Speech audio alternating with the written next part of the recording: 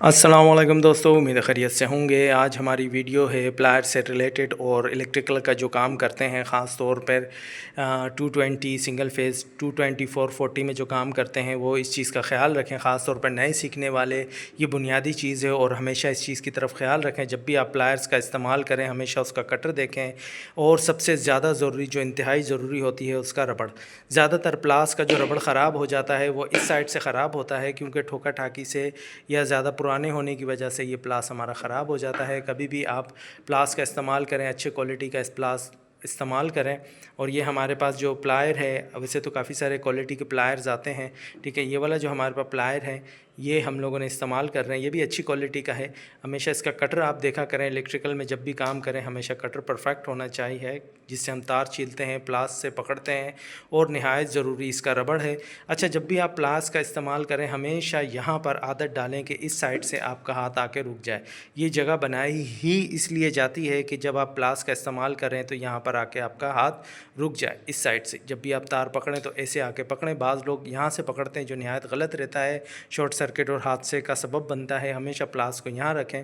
बिल्कुल इसी तरीके से जब आप टेस्टर भी देखेंगे, जैसे ये फैंसी टेस्टर है, अच्छा टेस्टर है, लेकिन इसमें भी आप गौर करेंगे तो यहाँ पर एक उभरी हुई जगह दी हुई है ताकि आप टेस्टर यहाँ पर आके आपका हाथ रुक जाए।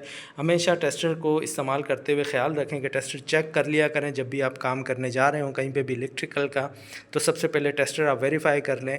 जहाँ करंट की सप्लाई आ रही हो आप टेस्टर लगा के चेक करें। बाज़ औक़ात हमारा टेस्टर बैग में ख़राब हो जाता है और हमें मालूम नहीं चलता और वायर में करंट होता है और हम हाथ लगाते हैं तो हादसे का सबब बनता है। ये बुनियादी चीज़ें हैं। फिर मैं कहूँगा इलेक्ट्रिकल में आप बहुत एहतियात किया करें। इलेक्ट्रिकल बहुत ख़तरनाक चीज़ रहती है दोस्तों, और हम भी कोशिश करते हैं कि हम भी इलेक्ट्रिकल में काफ़ी चीज़ों की एहतियात रखें। और दूसरे नंबर पे जब आप प्लास को देखेंगे, आप जब अगर प्लायर देखते हैं, आप सॉरी प्लायर कह रहा हूँ, जब आप स्क्रू ड्राइवर देखते हैं, स्क्रू ड्राइवर में भी इस तरीके से यहाँ किनारा दिया होता है ताकि जब भी आप इलेक्ट्रिकल का काम करें तो यहाँ पे आके आपका हाथ रुक जाए, आपको अंदाज़ा हो जाए कि ये अप साइड पे आ गई है। इसके नीचे अगर आपका हाथ लगेगा तो शॉर्ट सर्किट होगा। इसी वजह से ये चीज़ें बनाई जाती हैं, ठीक है।